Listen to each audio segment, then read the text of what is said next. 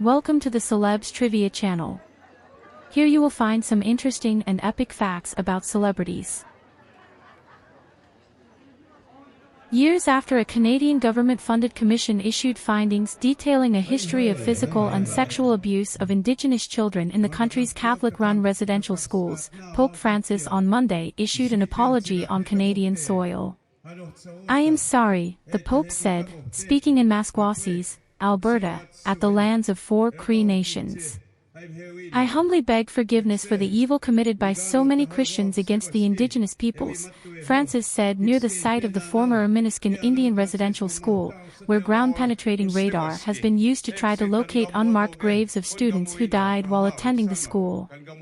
The residential schools forcibly separated Indigenous children from their parents as part of an effort to convert them to Christianity and assimilate them into the wider Canadian culture.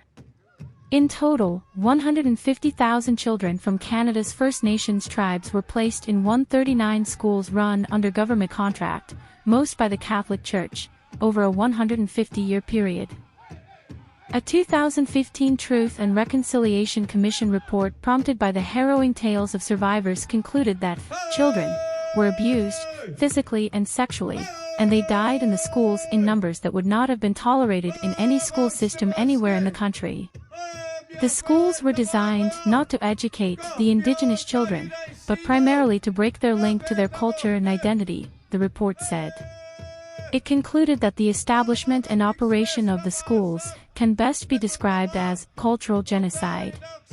Officially, 4,120 children died while in the care of the schools, mostly from diseases such as tuberculosis that ran rampant, according to government statistics.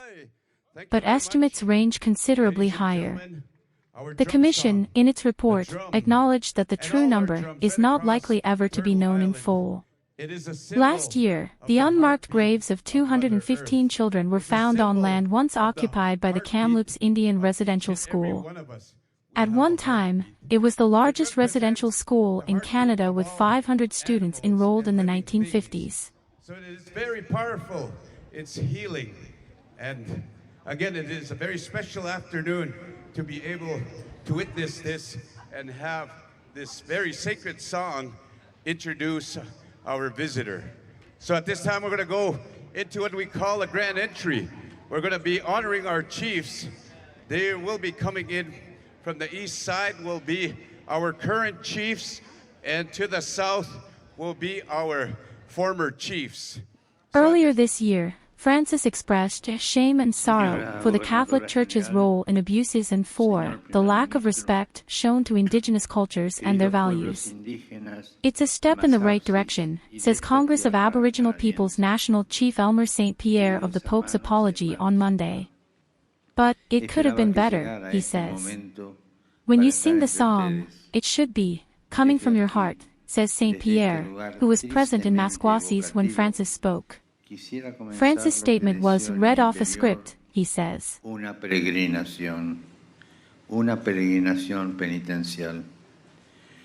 Llego hasta sus tierras nativas para decirles personalmente que estoy dolido, para implorar a Dios el perdón, la sanación y la reconciliación, para manifestarles mi cercanía, para rezar con ustedes y por ustedes. Canada has paid billions of dollars to Indigenous communities as part of a settlement with some 90,000 survivors of the residential schools. Canada's Catholic Church says its dioceses and religious orders have already paid $50 million to the tribes and expects another $30 million in coming years. Carol McBride, president of the Native Women's Association of Canada, said she hoped the Pope's apology would start a dialogue between the Church and First Nations that would lead to the release of school records and the return of tribal artifacts that she says reside at the Vatican. The Holy See insists the headdresses, carved walrus tusks and other items were gifts to Pius XI, who was Pope from 1922 until his death in 1939. "I just can't understand why they don't want to release those files," McBride said. And the same thing goes with the artifacts. "Those are our First Nations and Indigenous peoples' artifacts. Why are they sitting there at the Vatican? Why are they not here?" She says she welcomes the Pope's apology, but acknowledges a lot of mixed emotions at this point, where some people are happy with the visit and the intent and others don't want to hear about it at all. The Pope on Monday specifically asked forgiveness for projects of cultural destruction and forced assimilation promoted by the governments of the time. More than 350 similar boarding schools, about a third managed by various Christian denominations, operated in the U.S. up until the last of them were closed in the 1970s. Beginning a century before, Indigenous children were sent to these off-reservation schools, where they were forbidden to speak their native language and forced instead to use English. Last year, Interior Secretary Deb Haaland, the country's first Native American cabinet secretary, commissioned a review of the school system for Native children in the U.S. The investigation has already identified marked or unmarked burial sites at approximately 53 schools, according to the Interior Department.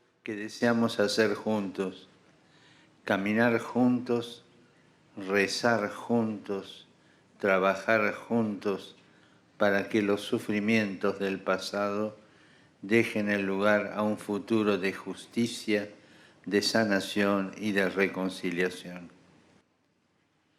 I recall the meetings we had in Rome 4 months ago. Thanks for watching, and don't forget to subscribe for more videos on the latest celebs trivia. As a sign of the suffering endured by Indigenous